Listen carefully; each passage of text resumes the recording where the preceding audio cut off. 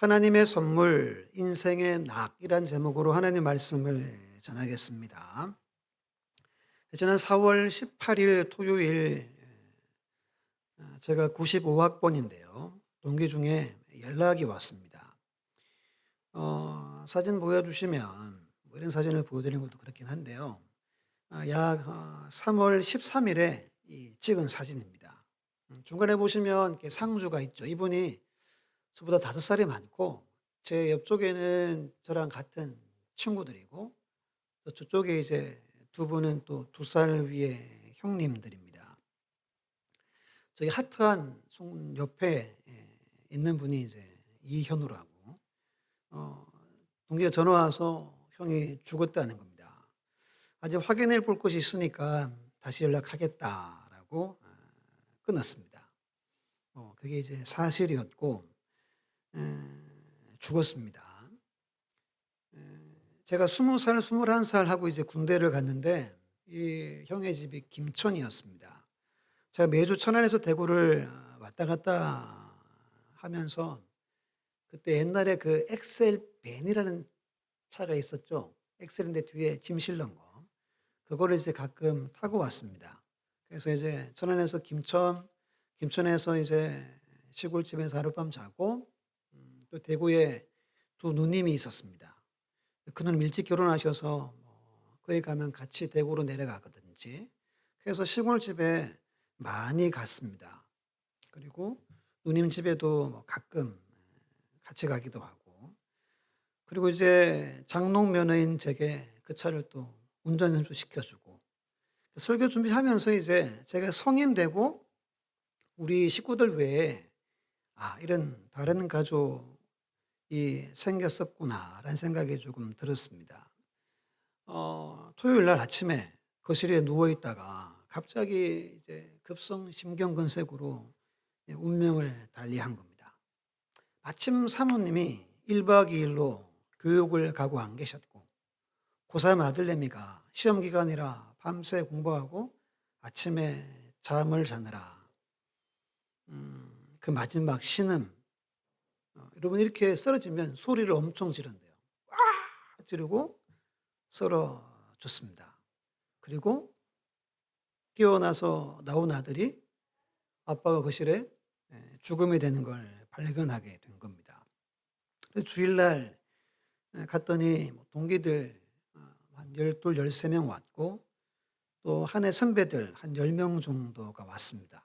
거의 다 아니까 인사하고 한참 앉아 있고 또 어머니, 누님 정말 오랜만에 뵀어요. 손잡고 같이 울고 그랬습니다. 제가 이제 한 몇 시간 앉아 있다가 오면서 이런 생각이 문득 들었습니다. 저희 동기 중에 그 평신도들도 몇 명, 한 3명 왔습니다. 근데 여러분, 인생사가 목사도 그렇고 평신도도 다 쉽지 않다라는 게 그대로 다 느껴지는 겁니다. 그러면서 오늘 말씀이 이렇게 스쳐 지나갔어요. 솔로몬이 먹고 마시며 수고함으로 나악을 누리는 게 선물이라는데 선배들도 그렇고 동료들도 그렇고 평신도인 동료들도 그렇고 다 인생이 참 만만하지 않는 겁니다. 제가 볼 때는 다들 낙을 못 누리는 얼굴빛들이었습니다. 물론 이게 뭐 장례식장이니까 그럴 수 있겠지만 이게 느껴지는 게 있잖아요. '야 다 그렇구나. 목사도 못 누리고 평신도들도 못 누리며 사는구나.'라는 결론에 이제 스스로 이르렀습니다. 그중에는 뭐 투잡하는 목사님들도 꽤 많습니다. 이분들의 고민은 '언제까지 내가 목회를 할까? 언제 목회를 그만둘까?' 이겁니다. 다른 게 아니라. 또 평신도인 친구들은 뭐 오죽하겠습니까? 또 죽은 형도 세 가족하고 처제 다섯이 전부였습니다. 그래서 "60 까지만 목회해야지."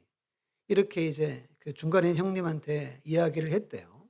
근데 최근에 90세 넘은 할머니 두 분이 오셨대요. 몇 세 넘은? 그러면서 하나님 응답이라고 목회를 계속해야 되겠다고. 그러면 삽니다. 그러면서 이제 이야기를 이제 그 중간에 제일 연장자 형님이 말하면서 자기도 뭐 한 달 전에 돌아가셨죠. 자기도 자기 입으로 "힘들다. 나도 힘들다." 깜짝 놀랐습니다. 이분이 성수유년 사역도 오래 하고 뭐 강의도 많이 다니고 그런 분인데 자기도 힘들대요. 한참 아래에 있는 저한테. 여러분들은 어떻습니까? 삶이 만족합니까? 즐거움이 있습니까? 낙이 있습니까? 어느 목사님의 글인데요. 잘 들어보세요. 어떤 청년 하나가 있었습니다. 누구나 이름만 되면 알만한 대기업에 다니고 있어서 주변에서는 다들 성공했다라고 부러워하죠. 그 친구의 취업을 준비하던 시기를 제가 알거든요. 그 지긋지긋한 취업 준비, 몇 번의 실패가 있었지만 결국 그 회사에 합격했습니다. 그리고 행복의 문이 활짝 열릴 줄 알았대요. 근데 막상 입사하고 보니 현실은 어땠을까요? 끝없이 이어지는 야근, 숨막히는 실적 압박, 상사의 눈치를 보며 하루하루를 그저 버텨내고 있더라고요. 월급날 봉투에 통장에 찍힌 숫자 보며 잠시 웃지만 그 기쁨은 하루를 넘기지 못한대요. 다음 날이면 어김없이 내가 지금 뭘 위해 이렇게 살고 있나 하는 깊은 공허함이 파도처럼 밀려온다고 저에게 털어놓곤 했습니다. 한 번은 저에게 도저히 안 되겠다. 차라도 바꿔야 기분 전환이 될 것 같다 하더니 정말 차를 바꾸더라고요. 근데 얼마 안 가 또다시 공허한 얼굴로 이제 뭘 해야 만족스러울까 하고 고민하는 모습을 보았습니다. 또 언젠가는 이번에 청약 넣은 저 아파트만 당첨되면 진짜 행복할 텐데 하는 소리도 들었습니다. 여러분, 꼭 이 청년만의 이야기만 같지 않죠. 우리 모두는 행복의 조건은 그렇게 계속 바뀌고 우리 마음은 결코 채워지지 않는 밑빠진 독과 같다는 것을 말입니다. 우리는 더 많이 가질수록 더 불안하고 더 높이 올라갈수록 목마를까요? 이게 우리 모두의 이야기입니다. 다들 정신없이 허겁지겁 살아가면서 순간의 만족, 잠시의 웃음을 위해 우리가 삽니다. 나머지는 공허한 얼굴과 공허한 마음이 우리에게, 아니면 여러분들에게 가득할 수 있다는 겁니다. 한번 돌아보셔야 됩니다. 마음을 돌아보시고 내 낯빛은 어떻게 비칠까 한번 보셔야 됩니다. 오늘 본문의 전도서의 저자는 누구죠? 솔로몬입니다. 그 인생 끝자락에 엄청 중요한 메시지인데 좀 어렵습니다. 전도서가. 약 3,000년 전의 사람입니다. 우리가 알듯이 인류 역사상 가장 많은 부를 누린 사람입니다. 하나님의 지혜를 다 부어주신 지혜의 사람입니다. 이스라엘이 가장 강하고 번성할 때 왕이었습니다. 자신이 하고 싶은 것은 다 할 수 있는 사람이었습니다. 세상에 수많은 왕비들이, 사람들이 그의 지혜를 듣기 위해, 그가 세운 업적을 보기 위해 세계에서 다 몰려왔습니다. 그래서 아내가 몇 명이죠? 후궁과에서 1,000명입니다. 다 정략 결혼한 겁니다. 모든 걸 누렸는데 그가 뭐라고 유명한 명언을 남깁니까? 헛되고 헛되며 헛되고 헛되니 모든 것이 헛되도다. 주에 보시면 1장을 시작하며 말합니다. 그리고 12장 끝내면서 또 말합니다. 근데 여러분, 전도서가 이걸로 끝나면 전도서는 읽지 않아야 됩니다.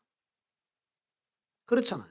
다 헛되다는데 읽을 필요가 없습니다. 근데 중간중간에 그가 하고 싶은 말들을 전도서에 새겨넣는 것 중에 한 가지가 오늘 본문 3장과 5장의 이 짧은 구절들입니다. 헛되다는 잿더미 속에 한 줄기 빛과 같은 진리를 우리에게 알려주는 그것이 뭐냐 하면 하나님의 선물이 있는데 그것이 인생의 낙이라는 겁니다. 인생의 낙. 사도 바울은 이렇게 고백합니다. 에베소 1장 3절 6절에 찬송하리로다. 하나님 곧 우리 주 예수 그리스도의 아버지께서 그리스도 안에서 하늘에 속한 모든 신령한 복을 우리에게 주시되 곧 창세전에 그리스도 안에서 우리를 택하사 우리로 사랑 안에서 그 앞에 교록하고 흠이 없게 하시려고 그게 보신 뜻대로 우리를 예정하사 예수 그리스도로 말미암아 자기의 아들들이 되게 하셨으니 이는 그가 사랑하시는 자 안에서 우리에게 거저 주신 바 그의 은혜의 영광을 뭐하게 하려고? 찬송하게 하려는 것이라. 여기다 찬송을 부른다는 게 아니라 주의 아들들, 자녀가 된 우리가 찬송이 된다라는 뜻이라고 설명드린 적이 있습니다. 왜 우리를 구원했습니까? 저와 여러분들이 하나님의 그 영광을 찬송하는 그 자체가 되기 위해 우리를 구원하셨대요. 5장 15, 20절에 말합니다. 그런즉 너희가 어떻게 행할지를 자세히 주의하여 지혜 없는 자같이 하지 말고 오직 지혜 있는 자같이 하여 세월을 아끼라. 때가 악하니라. 그러므로 어리석은 자가 되지 말고 오직 주의 뜻이 무엇인가 이해하라. 술 취하지 말라. 이는 방탕한 것이니 오직 성령으로 충만함을 받으라. 시와 찬송과 신령한 노래로 서로 화답하며 너희 마음으로 주께 노래하며 찬송하며 범사에 우리 주 예수 그리스도의 이름으로 항상 아버지께 감사하며 21절에 뭐라 그러죠? 그리스도를 경외함으로 피차 복종하라. 복종하는 게 어려운 겁니다. 어떻게 복종할 수 있습니까? 앞에 시와 찬송과 신령한 노래로 우리 안에 충만케 하신다는 겁니다. 그래서 복종하는 게 어렵지 않게 하시겠다는 겁니다. 이것이 우리를 부르신 하나님의 뜻입니다. 여러분들 입에서 찬송에 넘치고 감사가 넘치고 날마다 영광 돌리는 삶을 위해 여러분들을 부르셨습니다. 이것을 믿습니까? 별로 안 믿는 대답인 것 같아요. 시편 1편에 보면 복이 있는 사람은 시작합니다. 이게 행복한 사람은이라고 몇 번 말씀드렸습니다. 히브리 복에는 두 가지 개념이 있다고 말씀드렸죠. PPT 보여주시면 첫 번째는 바라크입니다. 보통 우리가 생각하는 복이에요. 이 땅의 복, 물질의 복, 복이 있고 스웨르, 이게 시편 1편에 나오는 복입니다. 이건 이제 밑에 보면 영적인 행복, 만족, 기쁨, 안녕을 뜻합니다.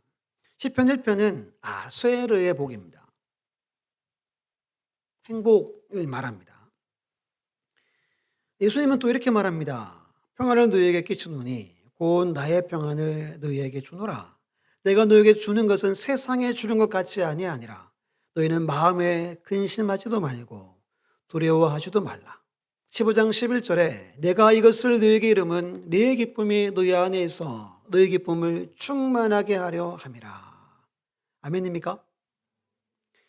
이걸 여러분 우리에게 주셨습니다. 이건 과거형입니다.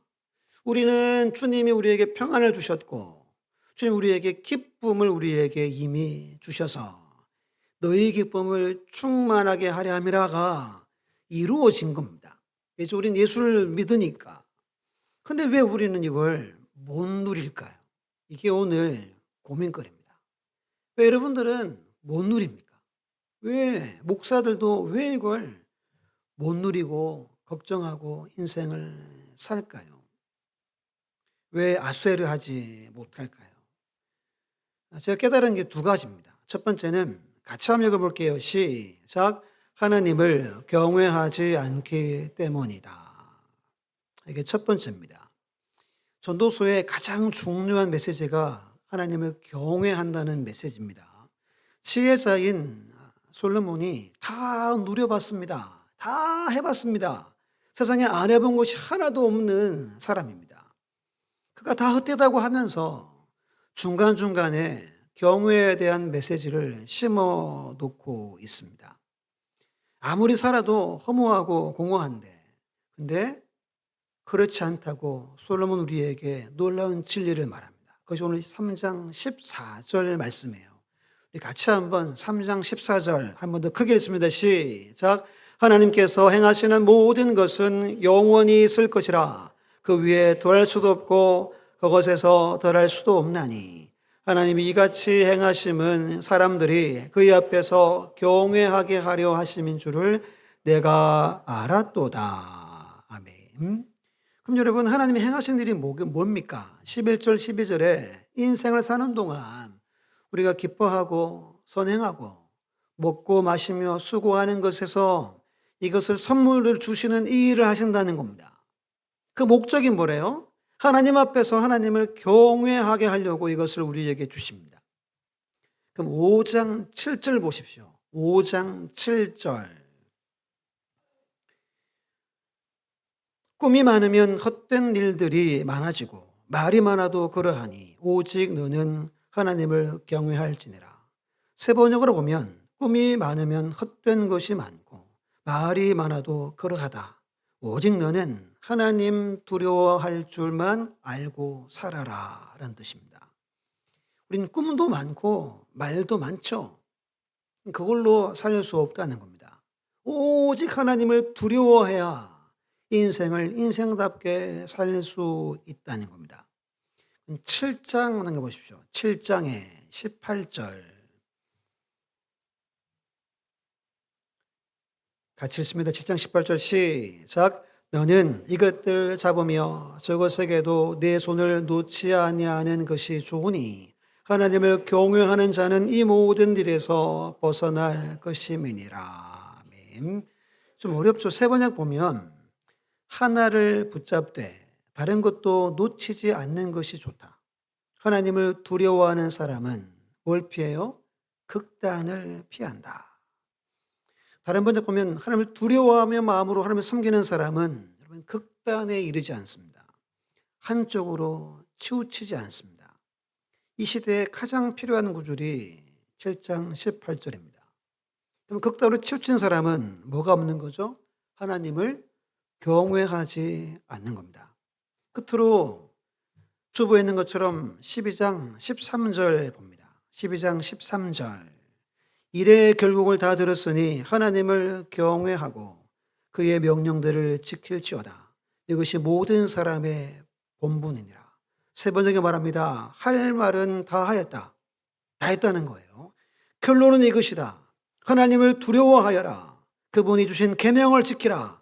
이것이 바로 사람이 해야 할 의무다라는 겁니다. 이렇게 솔로몬은 중간중간에 하나님을 경외함에 대해서 말씀을 기록합니다. 경외함이 여러분 뭐냐 하면 하나님 믿는 겁니다. 하나님을 삶에 인정하는 겁니다. 지난주에 하나님 경외 설교를 제가 했잖아요. 주부의 제일 위에 보면 이렇게 제가 다시 일부를 적어놨습니다. 하나님을 경외한다는 것은 삶의 모든 영역에서 하나님의 절대 주권을 인정하는 가운데 하나님을 전적으로 믿고 의지하며 순종하는 삶의 자세를 말한다. 절대 주권, 전적 믿음입니다. 전적 의지, 순종의 삶이 경외입니다. 일상에서 모든 순간마다 하나님 믿는다는 거죠. 하나님 신뢰하는 겁니다. 하나님 인정하는 겁니다. 그 잠언 3장 5절 6절에 말하잖아요. 너는 마음을 다하여 여호와를 신뢰하고 뭘 의지하지 말래요? 나의 명철을 의지하지 말래요. 여러분들의 꾀, 여러분들의 계획들, 수고들을 의지하지 말라는 겁니다. 너는 범사의 그를 인정하라. 그러면 내 길을 지도하시리라 라고 분명히 말씀하고 우리는 이 구절을 다 아마 외울 겁니다. 모든 삶, 내 일상의 모든 삶을 다 의탁하라는 겁니다. 겸손하게. 그래서 그분이 하신 말씀과 명령과 계명들을 순종하라는 거예요. 근데 여러분, 오늘날 이것이 목사도 평신도도 이 믿음이 떨어져 버렸다는 겁니다. 이 믿음이 바닥을 치고 있다는 말입니다. 그래서 극단을 달립니다. 막. 꿈과 헛된 것들 말 많이 합니다. 근데 중심에 하나님을 경외함을 모릅니다. 그분의 명령과 계명을 지키려고 하지 않습니다. 이게 무슨 말이죠? 하나님은 내가 믿긴 한데 나 교회 다닙니다. 나 예수 믿습니다 라고는 하는데 하나님과 상관이 없어요.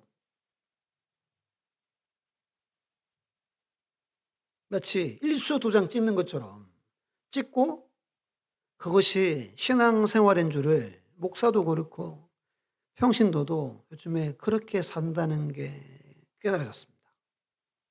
요즘에 다 그렇게 삽니다. 대형교회 더 심할 수 있습니다. 시편 111편 10절에 말합니다. 여호와를 경외함이 지혜의 근본이라. 그의 계명을 지키는 자는 다 뭘 얻어요? 훌륭한 지각을 가진 자이니 여호와를 찬양함이 영원히 계속된다. 왜 우리가 찬양이 영원히 계속되지 않습니까? 훌륭한 지각을 받지 못해서 그렇습니다. 그러니까 뭐 안에서 그랬어요? 계명 안 지키고 경외하지 않으니까 우리에게 지혜가 없는 겁니다. 깨닫지 못하는 겁니다. 삶의 신비를 깨닫지 못해서 찬양이 없는 겁니다. 요한일서 3장 24절에 그의 계명을 지키는 자는 주 안에 거하고 주는 그의 안에 거하시나니 우리에게 주신 성령으로 말미암아 그가 우리 안에 거하시는 줄을 우리가 안대요. 여러분 일상에서 주님이 여러분 안에 계심을 느끼십니까? 잘 못 느끼시면 하나님하고 상관없이 살아서 그렇습니다. 이 말씀이고 뭐 지금 21세기인데 이 말씀이 중요해? 요한복음 14장 21절에 나의 계명을 지키는 자라야 나를 사랑하는 자니 나를 사랑하는 자는 내 아버지께서 뭐 한대요? 아버지께서 사랑을 받을 것이요 나도 그를 사랑하여 그에게 나를 나타낸다라고 분명히 말합니다. 왜 내 삶의 성령의 역사, 하나님의 감동, 하나님의 은혜, 하나님의 경험하지 못하고 느끼지 못합니까? 말씀을 경시하기 때문입니다. 말씀은 여러분이 말씀하고 상관없이 살기 때문인 겁니다. 성경은 여러분 하나님 말씀입니다. 왜 하나님이 안 느껴집니까? 아무리 기도하고 해보십시오. 이 말씀 상관없으면 하나님이 역사하지 않습니다. 신명기 10장 12, 13절에 이렇게 말합니다. 이스라엘아 내 하나님 여호와께서 내게 요구하시는 것이 무엇이냐? 곧 내 하나님 여호와를 뭐하고 경외하여 그의 모든 도를 행하고 그를 사랑하며 마음을 다하고 뜻을 다하여 내 하나님을 여호와를 섬기고 내가 오늘 네 행복을 위하여 내게 명령한 여호와의 명령과 규례를 지킬 것이 아니냐. 한마디 말하면 뭐죠? 경외하여서 계명 지켜라 하는 겁니다. 그래야 하나님 주시는 행복을 누릴 수 있다. 하나님 우리에게 요구하시는 것이 다른 게 아닙니다. 하나님을 믿으라는 겁니다. 오늘도 하나님은 우리 인생에 낙을 부어주고 계십니다. 근데 우리는 이걸 안 믿어요. 이걸 뭐라 그러죠? 불신앙이라 그럽니다. 첫 번째 관로 안에 불신앙으로 적으십시오. 원인은 불신앙입니다. 불신앙. 불신앙이 뭐냐 하면 신을 믿고 받들지 아니함이래요. 그 신을 안 믿는다는 겁니다. 여러분 불신앙은 하나님 안 믿는 겁니다. 오늘날 목회자도 평신도인 여러분도 하나님을 안 믿는 시대가 돼버린 겁니다. 그래서 먹고 마시며 수고의 이 기쁨과 만족을 못 누리는 겁니다. 지금 새벽에 이제 창세기를 우리가 보고 있습니다. 참 재밌습니다. 창세기가. 이삭의 가정을 나눴습니다. 이삭이 40에 결혼해서 애가 안 생겨서 60에 쌍둥이를 낳습니다. 성경 보면 이삭이 기도를 많이 했대요. 그래서 쌍둥이를 얻었는데 리브가가 이제 쌍둥이를 임신했잖아요. 근데 너무 싸우는 겁니다. 근데 이 싸운다는 히브리 동사가 학대하다라는 뜻입니다. 부수다, 으깨다. 그냥 서로 발길질이 아니라 죽이려고 싸웠다는 겁니다. 어디에서부터요? 뱃속에서부터.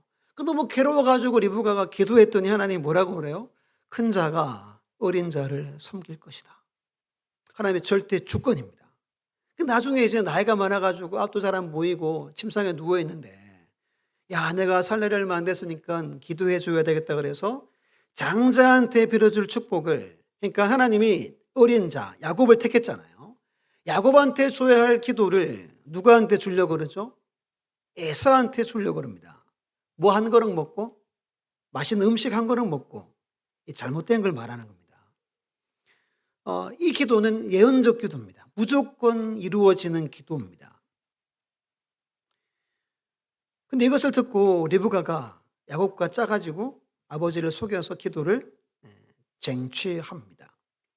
질문이 생깁니다. 왜 이삭은 뜻을 알면서 에서에게 이 기도를 해주려고 했을까? 문제는 뭐죠? 편애입니다. 편애. 편애는 사랑이 아닙니다. 그러면 리브가는 하나님이 야곱에게 축복하시고 장자로 삼으신다고 알고 있으면 끝까지 기다려야 되는데 뭐 했죠? 속여가지고 인간적 방법으로 자기가 사랑했던, 역시 편애했죠. 야곱이 그 기도를 받게 합니다. 이때 여러분 큐티책의 제목이 상당히 재밌습니다. 이렇게 말합니다. 하나님보다 앞서려는 사람들, 앞설 수 없는 하나님.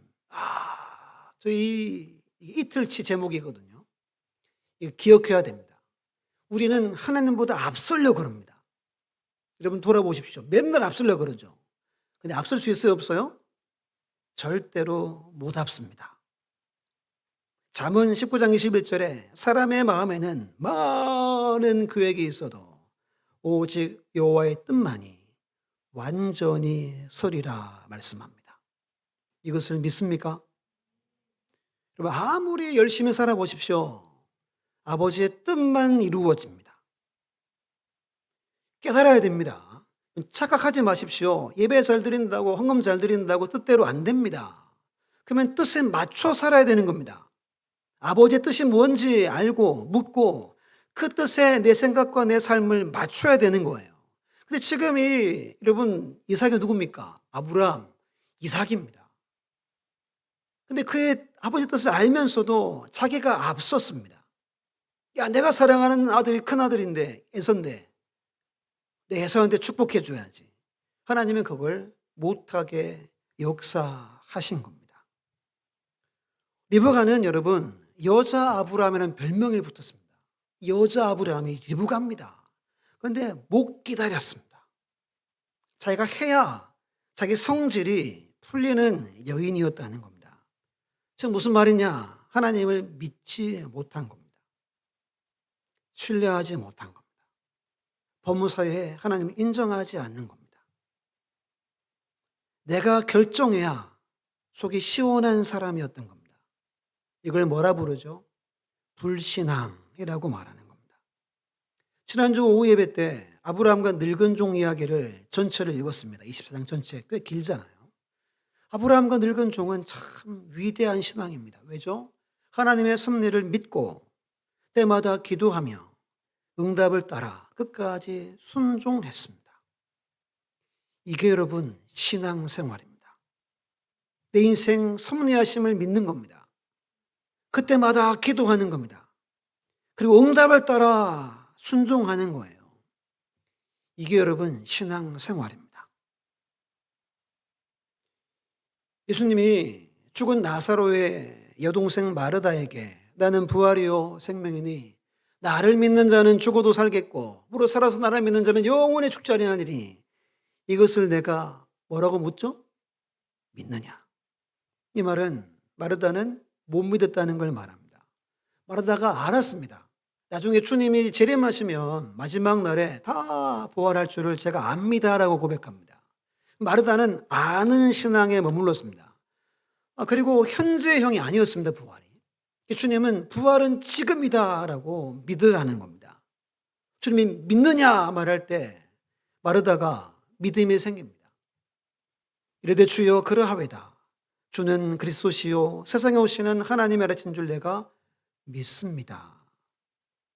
순간인데요. 마르다는 아는 신앙에서 믿는 신앙인이 되었다는 뜻입니다. 아는 것은 믿음이 아닙니다. 성경 지식들, 과거의 경험들 많이 알죠 우리가. 근데 이건 믿음이 아닙니다. 믿음이 좋다는 건 내가 믿는 것과 아는 것이 뭐라고 그러죠? 에베소 4장에서 하나가 되는 겁니다. 이게 그리스도의 장성한 분량이라고 에베소 4장 13절에 말합니다. 그렇다면 여러분 인생의 낙이 먹고 마시고 수고해서 낙을 누린다는 건데 이 믿음이 없으면 이 낙을 못 누리는 겁니다.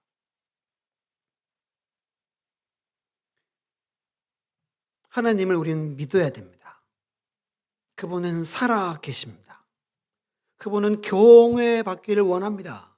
그분은 늘 인정받기를 원합니다. 그래서 그분의 말씀대로 살아가는 걸 하나님은 원합니다.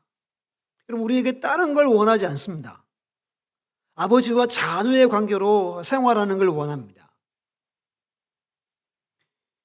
이게 첫 번째입니다. 여러분, 이거 안 되면 여러분 인생의 낙을 누릴 수가 없습니다. 두 번째는 하나님의 선물을 알지 못했기 때문입니다.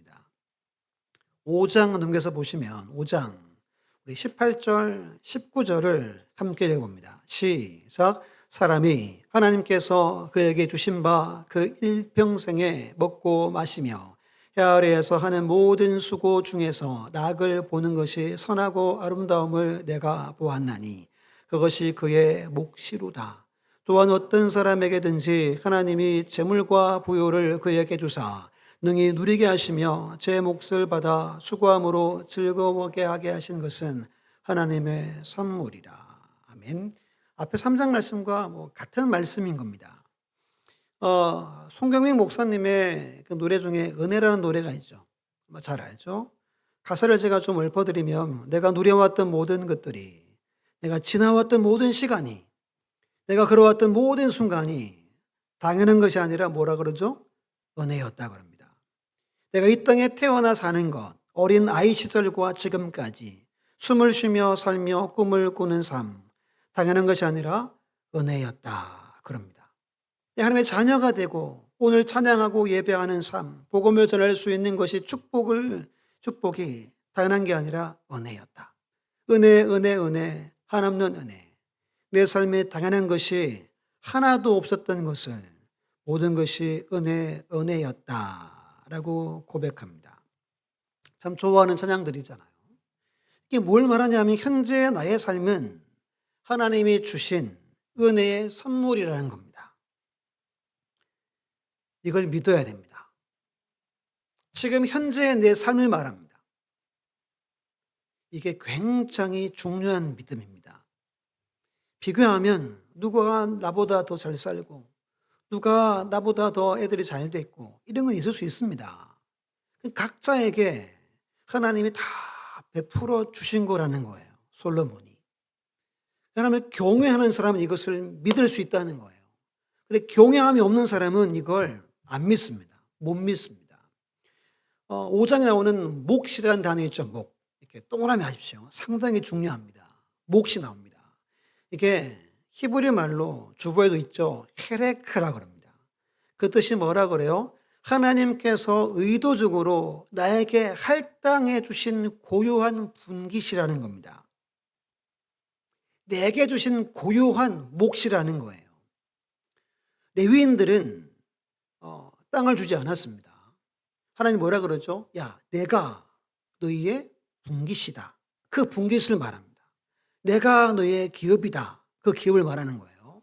지금 나의 모습이나 지금 내가 받은 재능이나 지금 우리의 가족이나 내 직장과 학교와 건강 모든 것이 하나님이 내게 허락하신 몫이라는 거예요. 분깃이라는 겁니다. 각자 다 그래서 다른 겁니다. 그래서 여러분 나의 헤레크가 있는 겁니다. 꼭 기억하십시오. 나의 헤레크가 있는 거예요. 나의 몫이 있는 겁니다. 그리고 이제 본문에 낙이 나오죠. 낙이 단을 찾아봤더니 이 낙이 여러분 히브리 단어가 토부입니다. 토부 제가 설명 많이 들었습니다. 중요하다고. 하나님의 계획과 의도대로 되어진 상태가 토부입니다. 그래서 좋다라는 뜻이잖아요. 굿이라는 뜻입니다. 여러분 지금 내 인생은 하나님의 의도대로 계획대로 되어진 상태입니다. 지금 우리가 살고 있는 지금의 현실의 삶은 내가 받아야 할 몫이라는 겁니다. 이게 엄청 중요한 메시지입니다. 경외하는 사람은 이걸 받아들이고 믿습니다. 이게 안 되는 사람들은 비교합니다. 비교해서 나보다 못한 사람 바라보고 우월감 살아가죠. 목에 힘주고 살아갑니다. 또는 나보다 더 뛰어난 사람 보면 열등감을 가집니다. 열등감의 같은 말이 콤플렉스입니다. 콤플렉스가 들어오면 강박관념이 생기고 욕구 불만이 생긴대요. 그래서 막 부러워하죠. 부러워하는 사람 있죠. 그리고 막 불만 불평합니다. 탓합니다. 환경 탓하고 부모 탓하고 관계를 탓합니다. 야, 너 저 사람처럼 돼야 되는데. 그리고 우리 애들도 저 아이들처럼 돼야 되는데. 라고 맨날 생각하면서 합니다. 근데 오늘 솔로몬의 이 메시지는 아니라는 겁니다. 너에게는 너만의 헤레크가 있어. 내가 너에게만 허락한 터보가 있다는 겁니다. 이걸 우리는 믿어야 됩니다. 지금 내 삶의 모든 것이 아버지 하나님의 선물임을 우리는 믿어야 됩니다.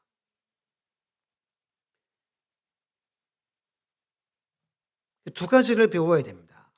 첫 번째는 욕심과 탐심을 물리치는 것을 배우셔야 됩니다.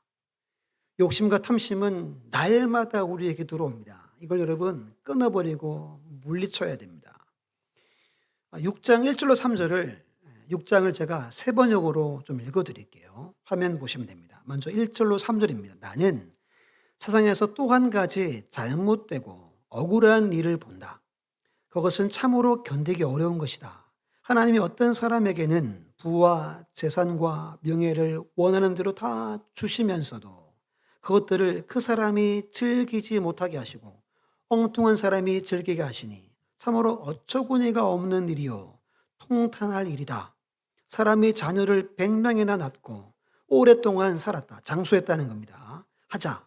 그가 아무리 오래 살았다고 하더라도 그 세상으로 즐거움을 누리지도 못하고 죽은 다음에 제대로 묻히지도 못한다면 뭐라 그러죠? 차라리 태어날 때에 죽어서 낳은 아기가 그 사람보다 낫대요. 참 재밌죠? 6절에 보면 이렇게 말합니다. 비록 사람이 1000년씩 2번을 산다 해도 자기 세상으로 즐거움을 누리지도 못하면 별 수 없다. 마침내는 둘 다 같은 곳으로 가지 않는가. 그리고 9절에 정답을 줍니다. 같이 읽어볼게요. 시작. 이것 또한 헛되고 바람을 잡으려는 것과 같다. 가지고 있는 것으로 만족하는 것이 욕심에 사로잡혀서 헤매는 것보다 낫다는 겁니다.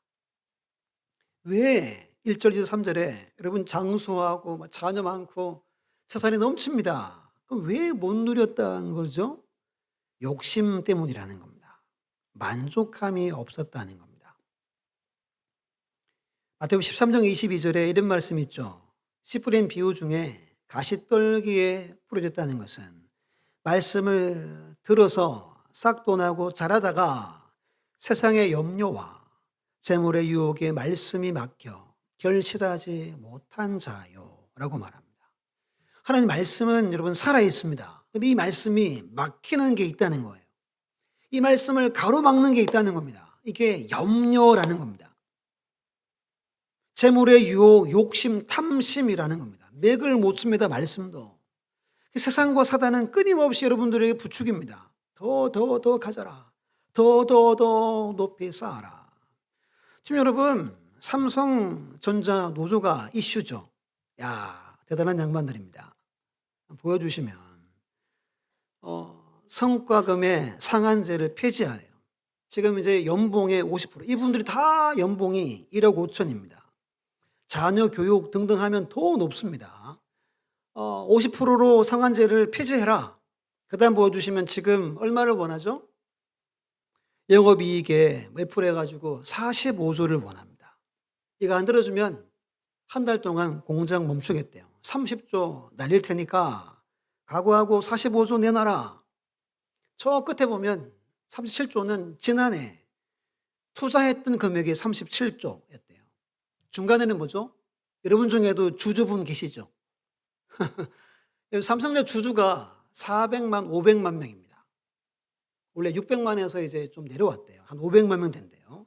500만 명을 원래 11조를 나눠서 준대요. 근데 7만 명인 노조가 45조를 달래요. 미친 짓이죠, 여러분. 오늘 본문에 수고라는 말을 제가 설명 안 드리려고 그랬는데 수고라는 말이 땀 흘리는 노동보다 고생이라는 뜻이에요. 고생. 여러분 일하는 건 고생입니다. 근데 수고 중에 낙이 있습니다. 수고함으로 즐거워하라는 거예요. 근데 오늘 이 시대가 수고하지 않고 낙을 보려고 합니다. 다 그렇습니다. 현대 자동차도 그렇고 다 그렇습니다. 가까이 있는 여기도 그렇습니다, 여러분 다. 수고하지 않으면 성경에서는 낙을 못 누립니다. 이 세상이 지금 거꾸로 가는 겁니다. 누가복음 12장 15절에 삼가 모든 탐심을 물리치라. 왜 탐심을 물리치라 그러죠? 탐심은 뭐죠? 우상 숭배입니다. 사람의 생명이 그의 소유에 넉넉함에 있지 아니하다. 창세기 보면서 참 재밌습니다. 야곱이 그렇게 속에다가 외삼촌 집에 가서 20년 동안 진짜 열심히 살아요. 야, 제가 볼 때는 신비합니다. 어떻게 사람이 이렇게 바뀌지? 힘을 다해 섬겼대요. 그 하나님이 그에게 복을 막 부어줍니다. 에서가 야곱처럼 축복기도 받기 위해서 어떻게 하죠? 욕망이 가득한데 흉내를 내요. 에서가. 근데 세상 욕망 가지고 하나님 복을 받을 수 있을까요? 못 받을까요? 절대로 못 받습니다. 여러분도 마찬가지입니다. 세상 욕망이 내 안에 막 가득해요. 그 상태로 하나님의 복을 절대로 못 누립니다. 정신을 차려야 됩니다. 절대로 안 줍니다, 하나님이. 하나님 없이 사는데, 내 멋대로 사는데, 하는 척 하는 거예요. 하나님 여러분 절대로 안 줍니다, 복을. 우리가 다 원하는 게 이 복이잖아요. 근데 내 안에 욕망이 가득합니다. 욕심이 가득해요. 여러분 하나님은 절대로 여러분들에게 복 안 줍니다. 하나님은 우리의 뭘 알죠? 동기 중심을 아시는 분이기 때문입니다.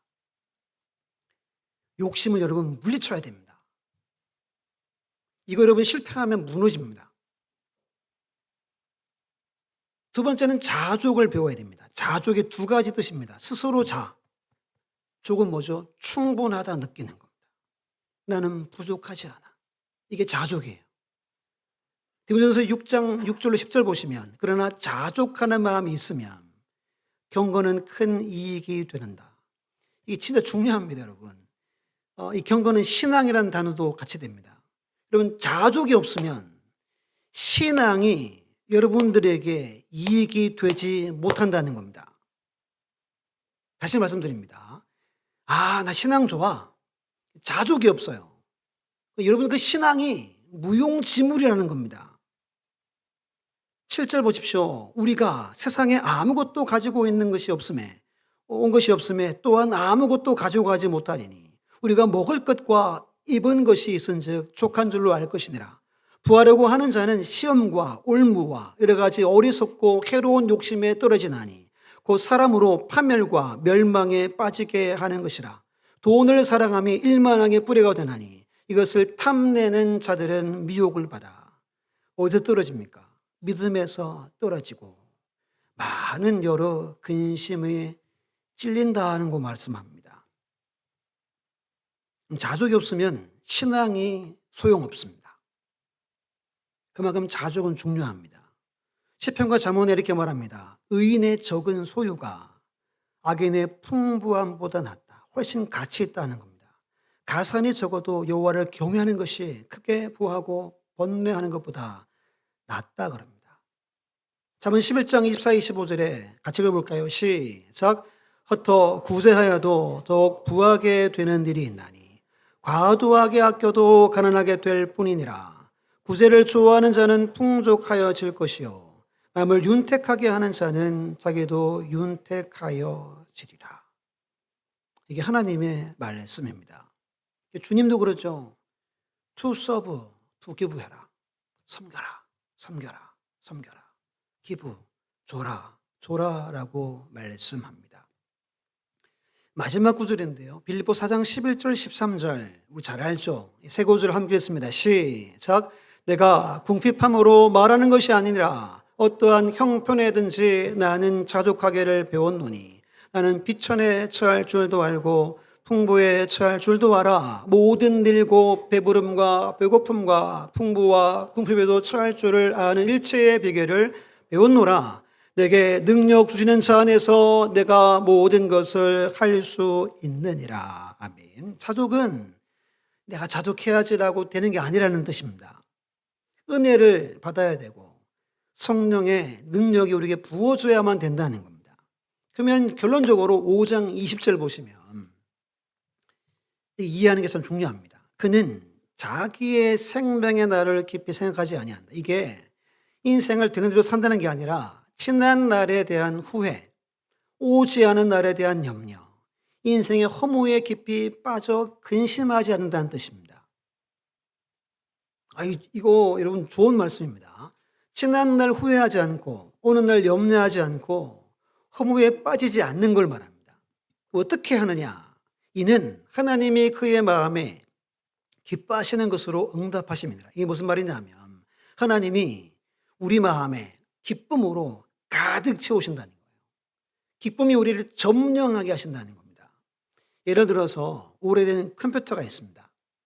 이 컴퓨터의 용량이 99% 찼어요. 근데 그 용량이 세상 근심, 미래의 염려, 과거의 후회, 오늘날의 비교의식으로 99%가 차 있습니다. 주일 교회 와서 설교를 듣는데 말씀이 저장이 될까요? 안 될까요? 안 됩니다. 뭐라 뜨죠? 저장 공간 부족하다고 뜹니다. 영적으로 버벅버벅거립니다. 버퍼링이 생깁니다. 어떻게 해야 됩니까? 이 90% 차 있는 것들을 몽땅 휴지통에 완전 삭제해야 됩니다. 이것도 끄림직하다. 컴퓨터를 아예 밀어버려야 됩니다. 그리고 나의 몫이 있음을 우리가 믿는 겁니다. 나의 토부가 있는 걸 믿는 겁니다. 이걸로 99%를 채웠다고 생각해 보십시오. 그러면 세상의 근심과 염려와 비교의식과 열등감과 콤플렉스가 저장되지 않습니다. 5장 20절이 정답입니다. 그럼 이 은혜를 어떻게 누릴까요? 하나님을 경외해야 합니다. 믿어야 됩니다. 그러면 우리 마음을 채워주십니다. 점령해 버리십니다. 그래 여러분 자족할 수 있는 겁니다. 여러분 자족하지 않으면 신앙이 무용지물입니다. 이 말씀을 다 전했습니다. 우리 기억해야 할 것은 내 힘으로 우리를 지킬 수 없습니다. 내 힘으로 낙을 못 누린다는 겁니다. 또 주님 의지하고 경외하고 순종하기 위해 살아갈 수 있습니다. 그럼 이번의 갈로도 여러분 뭘까요? 불신앙입니다. 불신앙. 하나님을 믿지 못하는 겁니다. 우리 남은 인생 하나님을 믿고 의지하고 따르는 삶을 살아가는 우리 모두가 다 되시기를 예수님의 이름으로 축원합니다.